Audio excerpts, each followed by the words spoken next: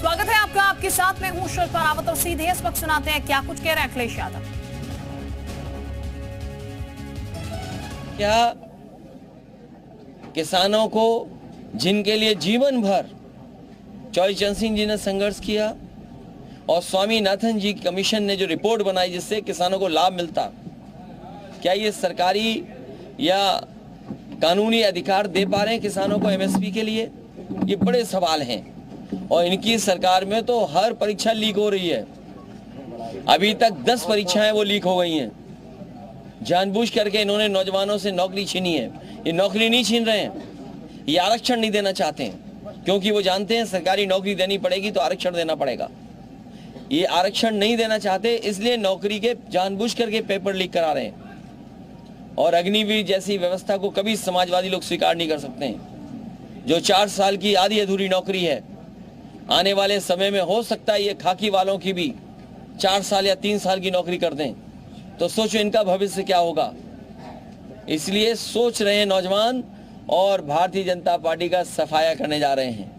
मैंने कई बार फार्मूला बताया, फिर बताता हूं कि 60 लाख बच्चे जो प्रभावित हुए हैं परीक्षा लीक से, उनके केवल माँ बाप को अगर हम जोड़ दें, एक परिवार में अगर 3 सदस्य 3 वोटर हैं, उनका हिसाब किताब अगर हम लगा लें तो 3 गुणा 60 लाख 1 करोड़ 80 लाख, और यही 1 करोड़ 80 लाख अगर हम 80 लोकसभाओं में भाग दे दें तो हर लोकसभा में 2,25,000 वोट केवल पेपर लीक से नौजवानों का भविष्य डुबा करके कम हो गया है।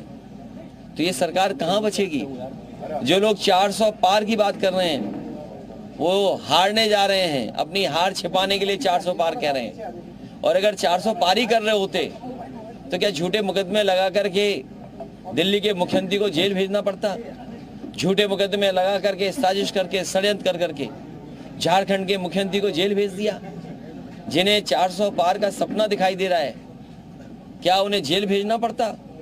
इनकम टैक्स, ईडी, सीबीआई को आगे करना पड़ता? प्रशासन को आगे करना पड़ता? जनता इस बार इंतजार कर रही है इनका, और इनका जवाब अपने वोट के माध्यम से देंगे। उत्तर प्रदेश सहित पूरे देश से भारतीय जनता पार्टी का सफाया होने जा रहा है।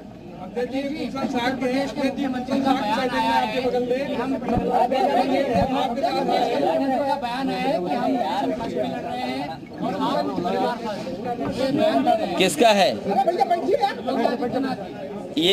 ये भारतीय जनता पार्टी के लोग, ये ताली थाली और घंटी बजाने वाले लोग, गारंटी की जो घंटी बजा रहे हैं, ये गारंटी नहीं है, ताली थाली वाली आवाज है। ये जो गारंटी है, सोचो जिनका हर बात झूठी हो और झूठे वादे किए हो जिन्होंने, और समय समय पर जनता को गुमराह करने के लिए बहुत सी संस्थाओं का सहारा लेना पड़ा हो। ये अमेरिका की नकल कर रहे हैं, नेशन फर्स्ट, ये अमेरिका का नारा है। हमारे मुख्यमंत्री जी कभी अमेरिका नहीं गए?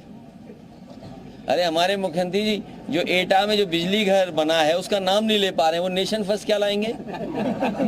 3x660 super critical thermal plant Mainpuri खत्म होते ही एटा में शुरू हो जाता है कारखाना। अगर वो लग गया होता तो आज गरीब को, किसान को बिजली मुफ्त मिल रही होती, सस्ती मिल रही होती। बताओ, बिजली का महंगा हो गया बिल। और नेशन फर्स्ट का नारा देने वाले, हमें खुशी है इस बात की समाजवादियों को। और मुझे याद है जिस समय मैं लैपटॉप बांटने जा रहा था, नेताजी से लेकर के समाजवादी पार्टी के लोग इस पक्ष में थे कि गरीब परिवारों को भी लैपटॉप मिले। समाजवादियों ने जो लैपटॉप बांटा था, आज मैं आपसे कहना चाहता हूँ, आप गूगल कर लेना, अमेरिका के बहुत सारे सिटीज में, उनके स्टेट में आज लैपटॉप डिस्ट्रीब्यूशन चल रहा है। आज अमेरिका के कई स्टेट्स में, कई डिस्ट्रिक्ट में, सिटीज में लैपटॉप डिस्ट्रीब्यूशन हो रहा है। और लैपटॉप इसलिए बांटा जा रहा है कि वहाँ के गरीब बच्चे अफोर्ड नहीं कर सकते। अभी बिल गेट्स आए थे और प्रधानमंत्री जी का उनसे मुलाकात हुई तो डिजिटल डिवाइड पे बात कर रहे थे। याद कीजिए, डिजिटल डिवाइड पे बात हुई थी। और अभी बहुत से उद्योगपति और आ रहे हैं, वो भी डिजिटल डिवाइड पे बात करेंगे। अगर डिजिटल डिवाइड पर